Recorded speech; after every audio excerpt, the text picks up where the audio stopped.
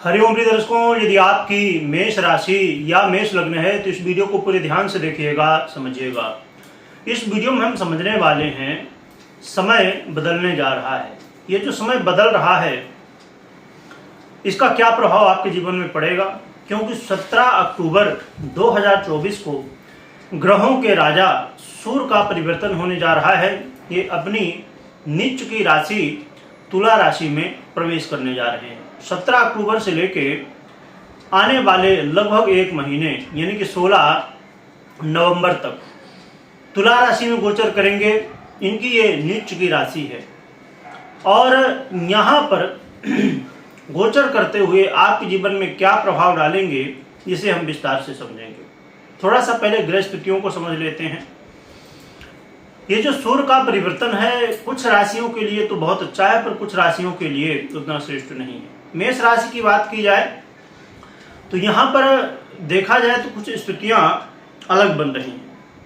यहाँ पर अब स्थितियाँ ऐसी हैं कि आपके दाम्पत्य भाव में मैरिज लाइफ में सूर्य गोचर कर रहे हैं और जो कि अपनी उच्च की राशि को भी देख रहे हैं, आपके लग्न को देख रहे हैं और आपके पंचम भाव के भी अधिपति बनते हैं। और जहां पर ये नीच के हो रहे हैं यानी तुला राशि में, उसके अधिपति शुक्र भी अष्टम भाव में समय गोचररत है। शनि से, देवगुरु बृहस्पति से, राहु से दृष्ट हैं, क्योंकि यदि शुक्र के पास बल होता तो सूर्य एक बार कहीं ना कहीं अच्छा फल दे पाते, परंतु यहाँ पर स्थिति क्या है कि शुक्र के पास भी उतना ज्यादा बल नहीं है। और शुक्र की स्थिति भी देखी जाए, एक तो राहु से और शनि से और देवगुरु बृहस्पति से दृष्ट हैं, तो देवगुरु बृहस्पति से दृष्ट हैं, ये बहुत अच्छी बात है, परंतु राहु और शनि से दृष्ट हैं। साथ में जहां पर विराजमान है यानी कि वृश्चिक राशि में शुक्र, उसके राशि के अधिपति मंगल भी अब नीच के होने जा रहे हैं और सूर्य भी नीच के होंगे, जो कि बुध भी है, तो बुध का सहयोग मिलेगा, परंतु बुध भी उतना बली अवस्था में नहीं है जो कि बल प्रदान कर सके। साथ में देखा जाए तो पहले कुछ समय बहुत ज़्यादा ध्यान देने की बात होगी कि पहले लगभग 26-27 तारीख तक का समय रहेगा। उस समय विशेष रूप से आपको सावधान रहना होगा। क्या आपको लाभ मिल सकता है, क्या आप सावधानी बरतें, ये सब कुछ समझेंगे। और इसके अलावा जैसे मैंने अभी बताया ही कि मंगल भी जो आपके लग्न से हैं वो भी जो है तो नीच के होने जा रहे हैं। जल्द भी उसका भी प्रभाव क्या होगा समझेंगे हम आने वाले वीडियो में। तो यहाँ पर स्थितियाँ कई सारी बन रही हैं अपने आप में, और देखा जाए तो यहाँ मंगल भी दृष्टि संबंध बना रहे नीच के होके तो वो भी उतना बल नहीं दे पा रहे हैं। इसलिए इन स्थितियों को समझना बेहद जरूरी होगा। पहले तो परम नीच अवस्था में रहेंगे और फिर नॉर्मल अपने शत्रु राशि का फल देंगे, तो वो अलग अलग प्रभाव होगा। तो हम एक साथ समझ लेते हैं क्या प्रभाव हमें मिलने वाला है। प्रिय दर्शकों, कई बार जब ग्रह स्थितियां बदलती हैं ना तो लगातार एक तो शनिदेव वक्र अवस्था में है, इधर मंगल भी पीड़ित हो रहे हैं, इधर सूर्य भी पीड़ित हो रहे हैं, शुक्र भी पीड़ित हो रहे हैं, कई ग्रह। आइए समझते हैं। तो ये जो सूर्य का परिवर्तन है ये विद्यार्थियों के लिए, स्टूडेंट के लिए कहीं ना कहीं समस्या उत्पन्न करने वाला, पढ़ाई में मन न लगना, आलस्य होना, ये सब चीज़ें बनेंगी। और साथ में जो है तो सूर्य मूलतः आरोग्यता के कारक हैं, तो कहीं ना कहीं रोगों से संबंधित समस्याएं भी देखने को मिलने वाली हैं। साथ में यहाँ पर जो लव पार्टनर है, लव पार्टनर को भी समस्याएं देखने को मिलने वाली हैं। आपस में वाद विवाद, एक दूसरे के प्रति जो है तो अपमान जनक स्थितियां बन जाना, है ना, एक दूसरे के सम्मान का ध्यान ना रखना, इसकी वजह से अहंकार आना और अहंकार की वजह से वाद विवाद होना, अलगाव होना। जो शिक्षा के क्षेत्र से संबंधित काम करते हैं, चाहे स्टूडेंट हो, चाहे टीचर हो, या ट्यूशन हो, क्लासेस हो, स्कूल हो, उन सब जगह प्रभावित होने वाली स्थितियां यहाँ पर बनेंगी। मतलब हर एक क्षेत्र में जो विद्या से संबंधित है वहाँ पर ये प्रभाव देखने को मिलेंगे। साथ में लॉटरी, जुआ, सट्टा इत्यादि, शेयर मार्केट इत्यादि में भी इसका प्रभाव देखने को मिलने वाला है। यहाँ पर कहीं ना कहीं नुकसान की स्थिति देखने को मिलेगी। साथ में देखा जाए तो सूर्य आपके दाम्पत्य भाव में गोचर करते हुए दाम्पत्य जीवन में समस्याएं उत्पन्न करेंगे और आपस में कलह का माहौल, वाद विवाद की स्थिति बन सकती है।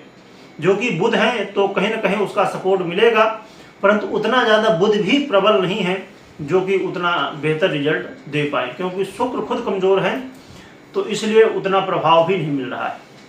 तो इसलिए ये जो समय है, और व्यापारी जो हैं, व्यापारियों के लिए भी सावधानी की स्थिति जो है तो रखनी चाहिए, सावधानी रखनी चाहिए।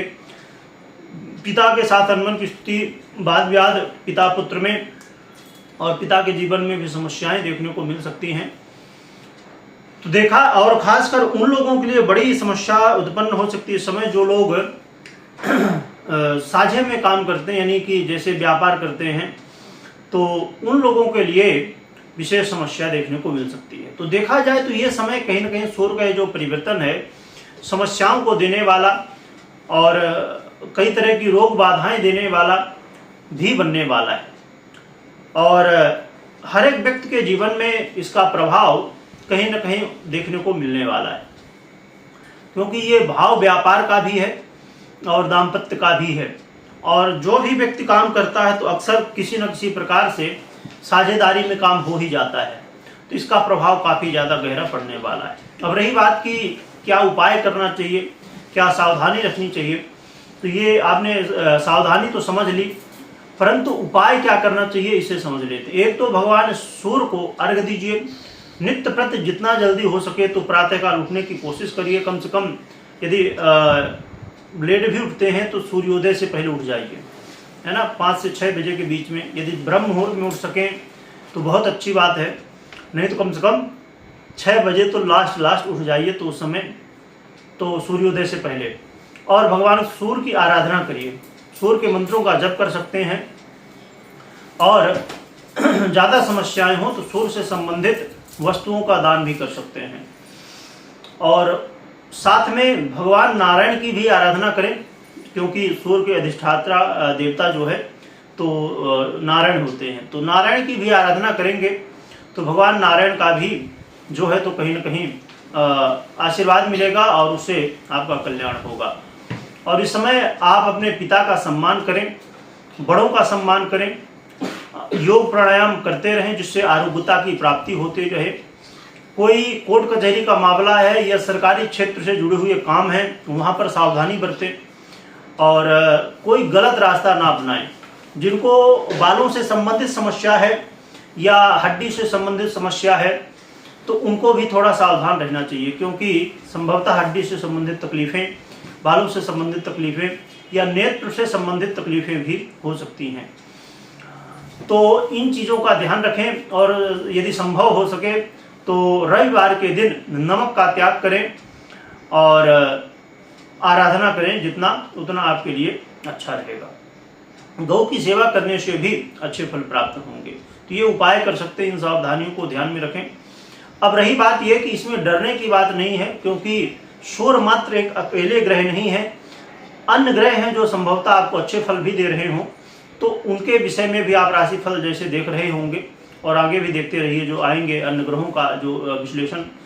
तो और इसके अलावा हमेशा कोई भी महत्वपूर्ण निर्णय लेने से पहले जो मैं हमेशा बताया करता हूं कि जन्म कुंडली का विश्लेषण अवश्य कर लें। संभवतः आपकी जन्म कुंडली में बहुत अच्छी दशा चल रही हो, सूर्य आपके बहुत मजबूत स्थिति में हो, या अन्य ग्रह जैसे सूर्य तुला राशि में गोचर कर रहे हैं, शुक्र बहुत मजबूत हों, तो कई स्थितियां हो सकती हैं आपकी जन्म कुंडली में। तो संभवतः ये समस्याएं ना देखने को मिले, आपको लाभ मिल सकता है। कई बार स्थितियां परिवर्तित हो जाती हैं, तो इसलिए इसमें डरने की बात नहीं है, समझने की बात है कि क्या कैसा समय है, तो हम थोड़ा संभल के चलें, इन बातों का ध्यान रख के चलें। कमेंट में जय सूर्यदेव लिखिएगा, लिखने के साथ स्मरण करिएगा। वीडियो देखने के लिए बहुत बहुत धन्यवाद।